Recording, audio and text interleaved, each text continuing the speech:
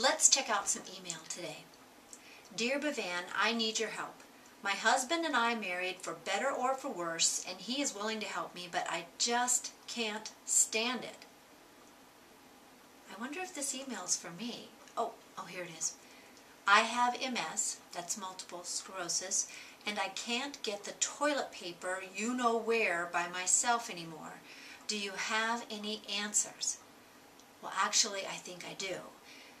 Hygiene after toileting is something that most adults in America would like to have handled privately, discreetly, and independently. And it is among one of the most challenging activities, both physically and emotionally, for many people with disabilities. People who have normal hand and arm function and normal proprioceptive senses can only imagine how complicated and difficult handling toilet paper and getting it to the right perianal spot can be after toileting. So while there are several good pieces of adaptive equipment to handle toilet paper, I would like to suggest to you that you consider an attachable bidet as a substitute for toilet paper handling. Now, an attachable bidet can help a person with a disability with hygiene after toileting by allowing them to do that activity independently through the touch of a button. If a caregiver is still needed, that provides a degree of separation which adds to that comfort level between caregiver and person being cared for with such a private activity. Bidets are also growing in popularity with seniors who don't have disabilities for a couple of reasons. There are some normal anal sphincter changes that may occur with aging, and older women are more susceptible to bladder and vaginal infections. So the super cleaning power of attachable bidets is an advantage because it makes that cleaning easier and reduces risk of health issues from not totally perfect cleaning. So an attachable bidet has many, many advantages. Now, I'm still learning about bidets, but I have 5 features that I'd love to share with you, things you can consider. The first is that while in America we consider toilet paper king, people all over the world are using bidets quite joyfully and gleefully.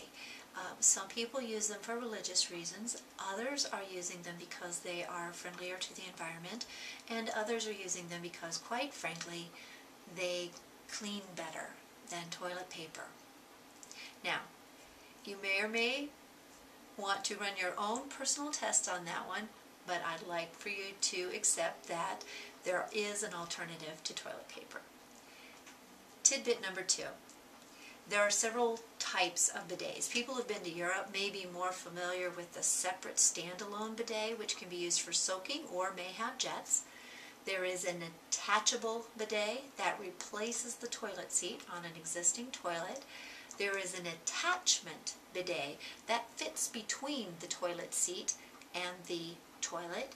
And then there are portable bidets. Now, I'm typically recommending the attachment bidet, sort of the toilet seat bidet, because you don't have to have extra room for a separate plumbing fixture, and because people who have difficulty transferring can just sit in one place and take care of everything. Third thing, you need to consider size and the functions that you need when you're out shopping for a bidet. If you have a round toilet or an elongated toilet, you want to get a bidet that fits that shape. There are also many important features. The things I think about most are how do you control? Where are the buttons located? Are they separate? Are they on the right, the left? How big are they? Whether you add hot air to dry or not is an important question to ask yourself. I would urge you to do the drying feature. And the third is, how many wands do you have? Some of the systems I like the best have 2 separate water jets.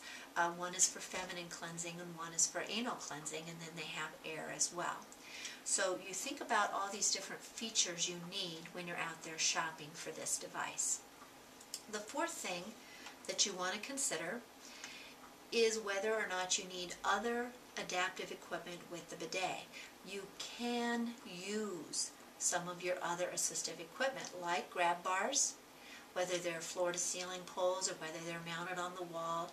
We've used different types of toilet safety frames with bidets. And you can use risers with bidets. You can use the type of riser that fits under the toilet, and you can use the type of riser that fits between the toilet and the toilet seat. You can't use the kind of riser that fits on top of the toilet seat with a bidet.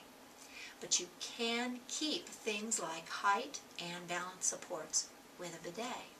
And the fifth and final thing that I want to offer is that you should prepare for a bidet. It doesn't take much.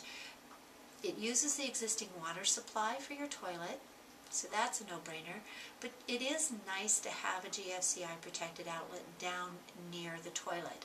So when I'm working with people who are remodeling their bathroom, even if they have no trouble at all handling toilet paper and getting it to where it's needed, I'll suggest they add that outlet down low. That makes it easier to add the bidet in the future. You can add it and plug it into any outlet that's within a certain distance of the bidet, but if you're using that outlet already for like curling irons and hair dryers and recharging your toothbrush, you don't want to be trying to plug the bidet in there as well. So preparing ahead during remodeling by just adding a GFCI protected outlet at the toilet will prepare you for the wonderful world of bidets. So share the news and share the video. There is an alternative to toilet paper.